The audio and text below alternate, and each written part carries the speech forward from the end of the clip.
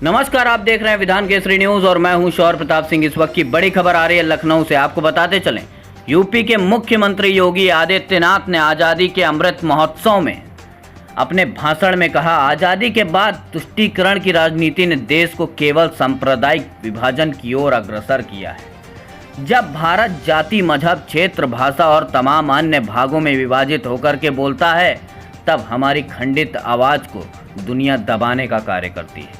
जब 135 करोड़ का भारत एक साथ बोलता है, तब वह दुनिया में सबसे बड़ी ताकत बन करके खड़ा होता है। और मुख्यमंत्री योगी आदित्यनाथ ने कहा कि हर व्यक्ति को ईमानदारी से अपने कर्तव्यों का निर्वहन करना चाहिए। आज़ादी के अमृत काल को जीवन का ध्येय बनाकर कार्य करना चाहिए। हमें एक सशक्त और समर्थ भारत का निर्माण करना होगा, तब भारत पूरी दुनिया का नेतृत्व करता हुआ दिखाई पड़ेगा। विधान केसरी के लिए लखनऊ से राहुल ठाकुर की रिपोर्ट। आगे की रिपोर्ट आप खुद देखें। 1947 में देश स्वतंत्र जरूर हुआ था, लेकिन आजादी के जिन संकल्पों को लेकर के देश के महान स्वतंत्रता संग्राम सेनानियों ने अपने आप को बलिदान किया था, क्या स्वतंत्र भारत ने तत्काल रूप से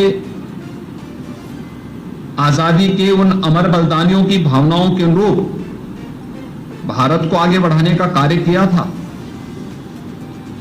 क्या भारत के अंदर बिना भेदभाव के एक भारत श्रेष्ठ भारत की परिकल्पना को साकार करने के उस पवित्र अभियान के साथ क्या ईमानदारी के साथ आगे बढ़ा गया था?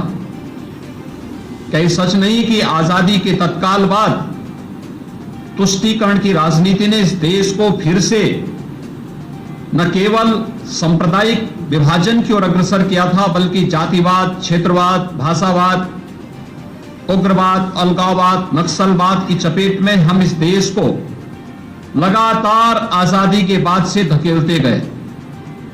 और एक ऐसी भी स्थिति पैदा हो गई थी जब देश की सत्ता के खिलाफ आम जनमानस का आक्रोश सड़कों पर बोलता हुआ दिखाई दे रहा था।